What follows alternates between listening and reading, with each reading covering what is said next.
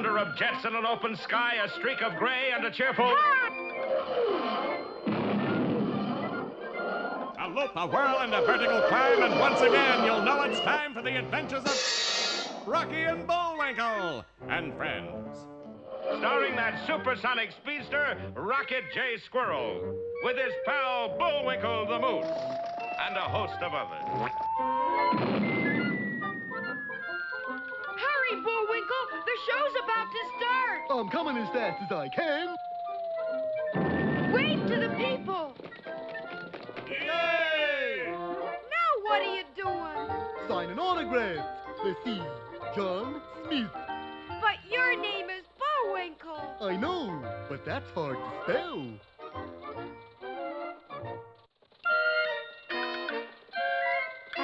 We're gonna have a lot of fun. Come on and join us. Sure, there's always room for one more.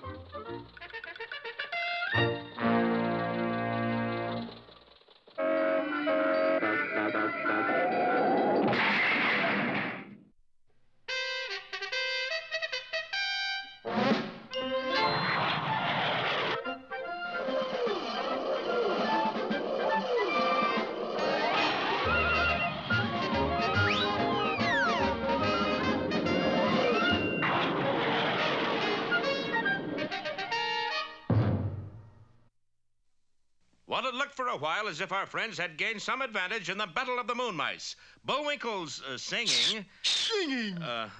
had attracted thousands of the fearsome metal-munching monsters. Daddy wouldn't buy me a bow wow. But he had immediate competition in the form of the leader of the Moon Mice, the Big Cheese, who seized a balalaika and sang some songs of his own. Rockabilly like oh, oh, oh. Keep it up, darling. They're coming this way. Here in the morning, here in the noon, here in the night time, moon. Oh, oh. Darling. Yes, Nitish. When you sing like that, why do you go ooh, ah, ah? Why else? I get sick. Well, here they come. You ready to sign autographs? You said it, Nitish. Okay, you lucky rats. Step right up and... Oh, boy. You don't want my autograph. Darling, I think they want you. Sure enough, the disguised Boris was hustled off by the furious Moon Mice, and a moment later found himself in a nearby duck pond up to his neck in trouble. And water. The angry Moon Mice might have finished our story right there if a strange sound hadn't come through the air. My sweetheart's the moose in the moon. I'm going to marry her soon. Keep it up, Bullwinkle. They're coming back. Good. 'Twould give me such bliss just to give her one kiss. But I know that 100 I never would miss. It's working. They're all back. I'll go up in a great big balloon. Is that a promise? And marry that moose in the moon. Why are they applauding now? You said moon. So? Up there, that's like saying Brooklyn. Oh, and behind some dark cloud where no one is allowed. Allowed what? It don't say. I'll make love to the moose in the moon. Sing some more, Bullwinkle. I don't know any more tunes, Rock. Hooray! Well, you better think of some fast. How come? I think the natives are getting restless. Sure enough, deprived of their singing star, the mice were beginning to turn ugly. And that's not much of a tune. Quick, sing something, Bullwinkle. 3 blind mice, 3 blind mice. Not that, Bullwinkle. Don't you remember the middle part? About cutting off their tails, you mean? Oh, now you've done it. Pick another song before we're munched. But, Rocky, I gotta rest my tonsils sometime. But that's such a fierce-looking mob. And they're closing in. Boy, we could sure use a smart manager along about now. Aha! Allow me to introduce myself, you. Who are you? My cat. Colonel Tomsk Parkoff, showbiz manager. Teenage idol's a specialty. Audience is controlled. Well, what have we got to lose? Just my voice is all. Now, look here, all you music-loving rats. You all want to hear your teenage idol sing, don't you? All right, well, we're gonna hold a great big old concert in what's the name of place? Colossus Stadium, Colonel Darling. In Colossus Stadium, Colonel Darling. And all you mice is going in free. How about Boris, you're out of your mind. They go in the easy way. They come out the hard way. So that's Boris's explosive plan. You'll see how it works out next time in The Spies of Life, or When a Fella Needs a Fiend.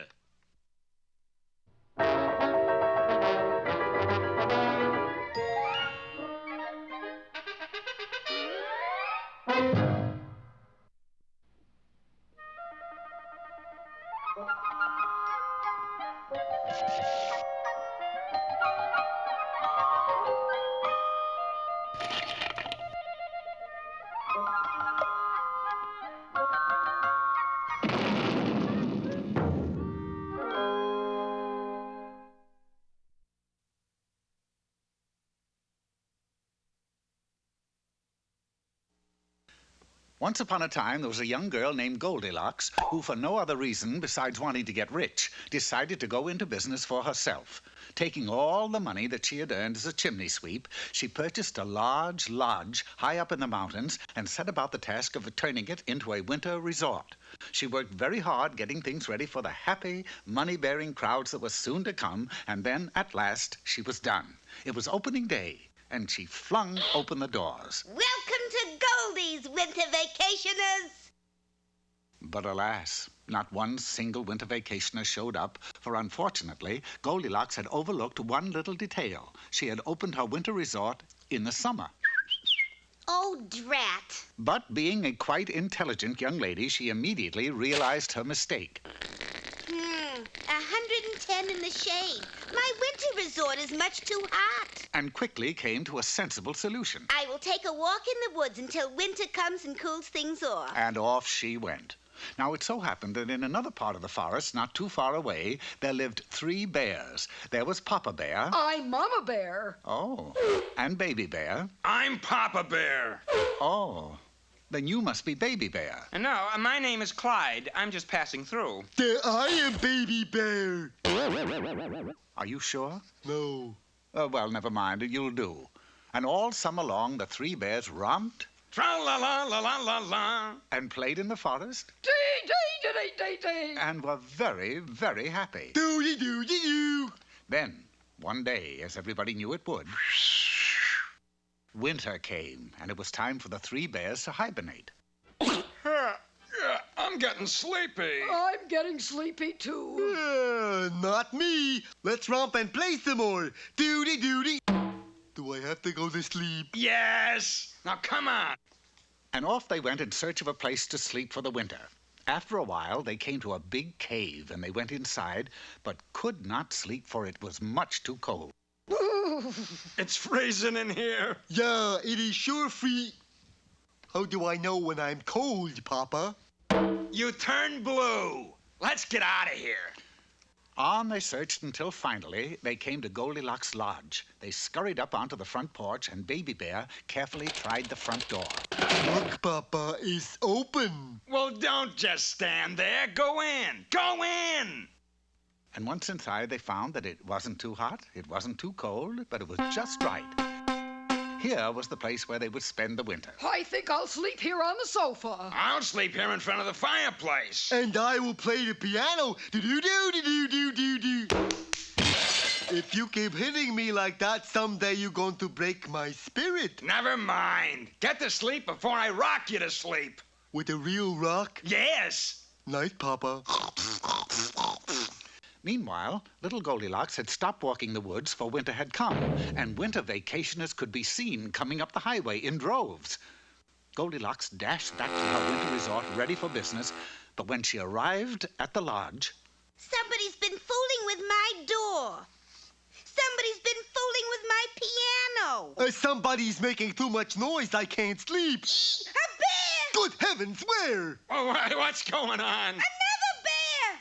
What time is it? Good grief, there's 3 of them. Oh, realizing that having bears in her lodge would surely frighten her customers away, she hurriedly tried to get rid of them. Get out! What do you think you're doing here? We're hibernating. What are you doing here? I own the place. That's no excuse, young lady. Now, go away. I'm sleepy. And I'm sleepy. Not me. Shut up. Well, Well, I'm I'm not sleepy, Papa. I don't want to stay here. Oh, what a mess. Here I am, Goldilocks and the 3 bears. Hey, Goldilocks and the Three Bears. See, that'll make a good title for a story. Shut up! Well, we're I gonna don't stay want right to here. whip me anymore, Yes, we Papa, are. really. The vacationers, they're here. All right, you asked for it. Now I'm going to take care of you once and for all. Don't shoot! I'm a mama bear! Don't shoot, I'm a papa bear. Don't shoot. I'm not sleepy. Shut up! And so, Goldilocks opened her winter resort right on schedule, and it was a huge success right from the start. And what happened to the three bears? Well, Goldilocks solved the problem nicely. For not having the heart to shoot them, she arranged it so they could stay for the winter without bothering a soul. And there they slept, happily, ever after. Not me. I'm not sleepy. Shut up!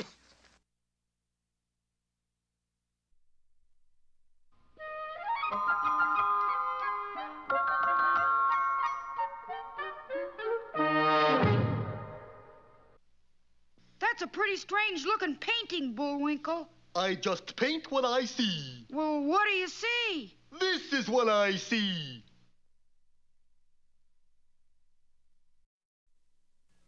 And here, with his bird's-eye view and a brain to match, is Mr. Know-It-All. Our subject for today is how to be a beatnik. Some people think the beatnik is merely a bum with sunglasses, but he is more than that. Though not much. The first step in becoming a beatnik is to grow a beard.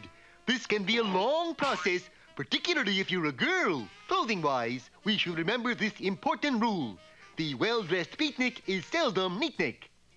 Beatniks hang out in unemployment lines, health food stores, but most of all in coffee houses. Beatnik joints have lots of atmosphere, but it's usually too dark to see it. Coffee, tea, or goat's milk? Coffee, I guess. Coffee we got. What kind? Let's see. Espresso, 75 cents. Cappuccino, 85. Sanko, 50. Refill, 25. Think I'll have some of that there refill. Why don't you try Cafe Minuto? Cafe Minuto? What's that? Instant coffee. Special for you, I make with dirty water. How is? Terrible! Good! Should taste bad to last drop. The beatnik is often fond of reading poetry to jazz. Thusly, Mary had a swinging lamb. He followed her to school. She hocked his wool for a bongo drum, and man, that lamb was cool. Thank you, Mr. Know-It-All. And now for an encore.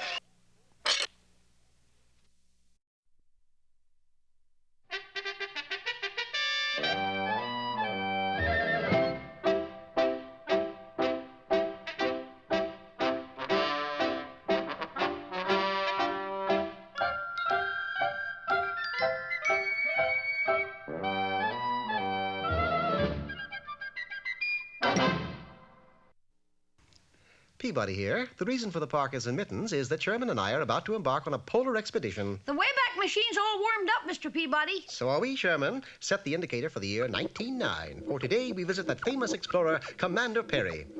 Hitting on all 4s, 6s, and 8s, the Wayback shuttled us back through the years till we were standing on a frozen ice pack. We scanned the surrounding wasteland for a sign of the famous Arctic explorer and finally saw him emerge from behind an icy hill. Look at him, Mr. Peabody. He's wearing track shorts and carrying a pole. I beg your pardon, Commander, but aren't you freezing? Yes, but I can't let a little thing like that stop me. But how can you discover the North Pole dressed that way? Who said anything about discovering it? I want to vault it. A pole vaulter? The best in my school. Say hello to the coach for me. We've got to stop him, Mr. Peabody. On the contrary, Sherman, he can't vault the pole until he discovers it. Commander Peary made his way across the ice, and we followed. Along about noon, a blinding snowstorm came up, obliterating everything. However, Peary's footprints went on, and so did we. When the storm abated, I had a strong suspicion we had lost the commander. Fortunately, about an hour later, we picked up Peary's trail. Look at that, a whole bunch of footprints. There has been a struggle here, Sherman. I'm afraid the commander has been captured by Eskimos. My fears were substantiated when Sherman and I came across a village of igloos. One of them, with barred windows, contained the great explorer. Psst, psst, Commander Peary. Is that you, Coach? No, it's Peabody and Sherman. Can you get hold of something to cut your way through the ice blocks? The guard has a saw on him. I'll ask him. No, wait. Too late. Peary was on his way. Pardon me, guard. Can I borrow your saw? See, two friends of mine are trying to help me escape, you see, and... And? That is how Sherman and I also fell into the hands of the Eskimos. Eskimo must kill 'em explorers. But why, Chief? Why do you hate us so? Last year, one of your kind sell 'em refrigerated to Eskimo. Eskimo no like 'em to be made fool of. You die tonight. That evening, just after sundown, we waited in the igloo jail. We've got to get out of this. I'm in the Olympics next year, you know. Did the chief really mean what he said, Mr. Peabody? I'm afraid so, Sherman, but never fear, I shall think of something. And of course I did. I remembered it was Friday, and Friday night in Eskimo land was movie night. The Eskimos sat through an entire reel of Nanook of the North, and then we went into action. Intermission time! Intermission! Get your hot buttered popcorn here. You got 'em popcorn? Why, yes, we cater all through the North, you know. Form a line there, please. The picture will go on in a few minutes. Now, sir, what would you like? Popcorn. Oh, I'm sorry. We seem to have run out of popcorn. No got 'em popcorn left? Afraid not. It's back with our supplies. However, if you'll let us go, we'll bring back a fresh supply. Can you make 'em back here before cartoon goes on? We'll certainly try. Moments later, the three of us were dashing for freedom. You fooled him, Mr. Peabody. Yes, I had, but I hadn't reckoned with Commander Peary's erratic behavior. What happened to him? He was running right beside us, and then all of a sudden... It was against my better judgment, but if I knew Peary, he'd be back at the Eskimo village. And sure enough, in aisle 4, row 3, the commander was seated, completely enraptured by the second reel of Nanook of the North. Psst! Mr. Peary! Oh, hello there. Did you bring back the popcorn with you? Commander, you don't seem to realize your position. Oh, yes, I do. It's aisle 4, row 3. Well, Sherman, if the mountain won't come to Peary, then Peary shall go to the mountain. Or in this case, the North Pole. Well, you can imagine the Eskimos' surprise when suddenly the screen upon which the movie was showing started moving away. Am I pulling too fast? No, you're doing just fine, Sherman. As we pulled the screen over the ice, the Eskimos and Commander Peary moved with us. We had a captive audience. I sure hope the picture doesn't end. Don't worry, my boy. I looked at the schedule. They're also showing 4 March of Times and a Rocky and Bullwinkle cartoon. By the time dawn broke over the Arctic, the movie had ended, the Eskimos had gone home, and Peary, pole in hand, was ready to resume his quest for the North Pole. Your quest is ended, Commander, because you're standing on the North Pole. I am? Say, this is wonderful. To show his appreciation, Peary presented us with a tame seal. He sure is cute, Mr. Peabody. Yes, but I don't know how we'll get him on the back of an envelope. Where? Well, you see, Sherman, this is the Christmas season. And on the back of my Christmas cards, I always put a Christmas seal.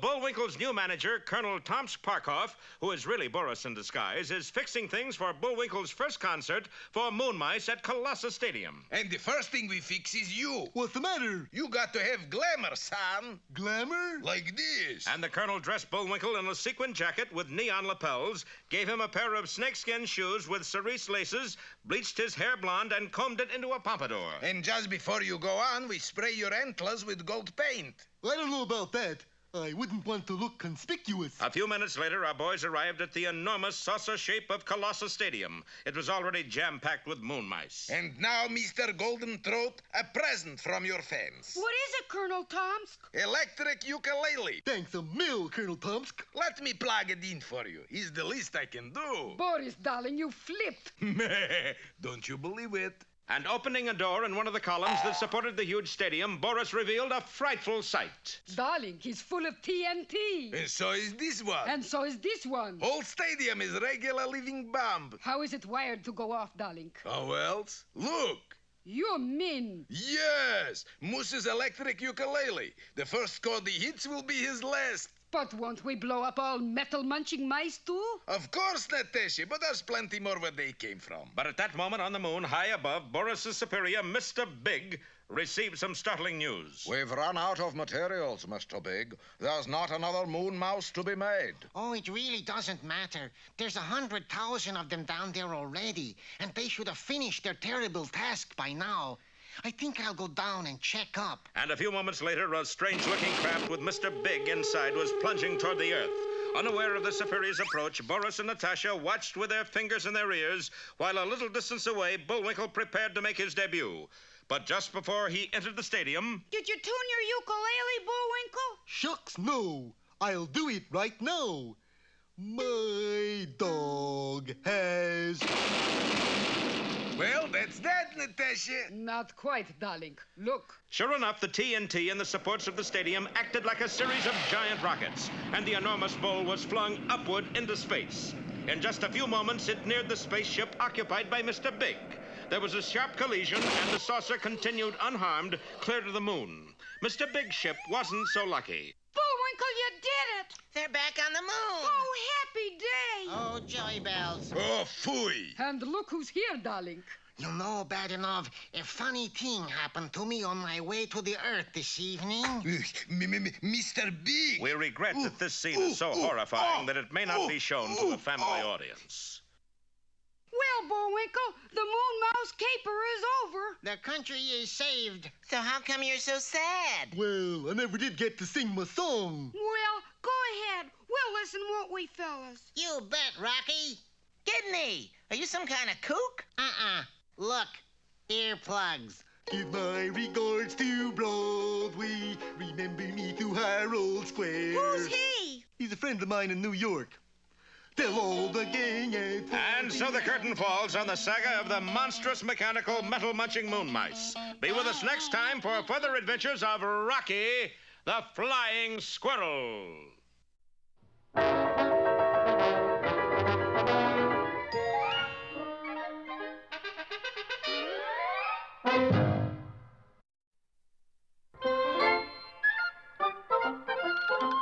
Well, it looks as if our time is just about run out.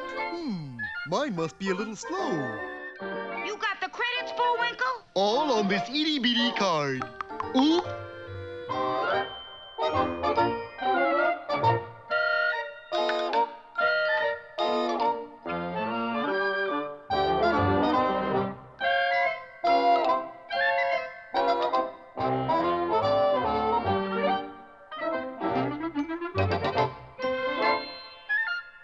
We're late again, Bullwinkle. Right. Bye now. See you next time.